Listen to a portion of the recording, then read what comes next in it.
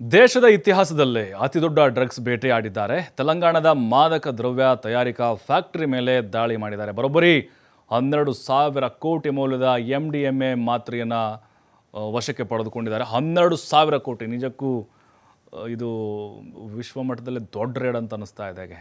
ಮಹಾರಾಷ್ಟ್ರದ ಥಾಣೆ ಜಿಲ್ಲೆಯ ಮೀರಾ ರೋಡ್ ಪೊಲೀಸರು ದಾಳಿ ಮಾಡಿದ್ದಾರೆ.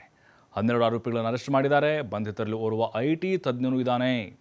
ರಾಸಾಯನಿಕ ಜ್ಞಾನವನ್ನು ದುರ್ಬಳಕೆಯನ್ನು ಮಾಡಿಕೊಂಡಿದ್ದಾರೆ.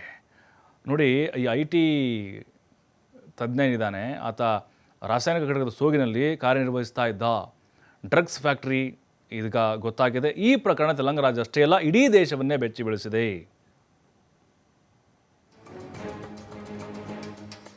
ದೇಶದ ಇತಿಹಾಸದಲ್ಲೇ ಅತಿದೊಡ್ಡ ಡ್ರಗ್ಸ್ ಬೇಟೆಯಾಡಿದ್ದಾರೆ. ತೆಲಂಗಾಣದ ಮಾದಕ ದ್ರವ್ಯ ತಯಾರಿಕಾ ಫ್ಯಾಕ್ಟರಿ ಮೇಲೆ ದಾಳಿ ಮಾಡಿದ್ದಾರೆ. ಬರೋಬ್ಬರಿ 12,000 ಕೋಟಿ ಮೌಲ್ಯದ MDMA ಮಾತ್ರೆಯನ್ನು ವಶಕ್ಕೆ ಪಡೆದುಕೊಂಡಿದ್ದಾರೆ. 12,000 ಕೋಟಿ, ನಿಜಕ್ಕೂ ಇದು ವಿಶ್ವಮಟ್ಟದಲ್ಲಿ ದೊಡ್ಡ ರೇಡ್ ಅಂತ ಅನ್ನಿಸ್ತಾ ಇದೆ.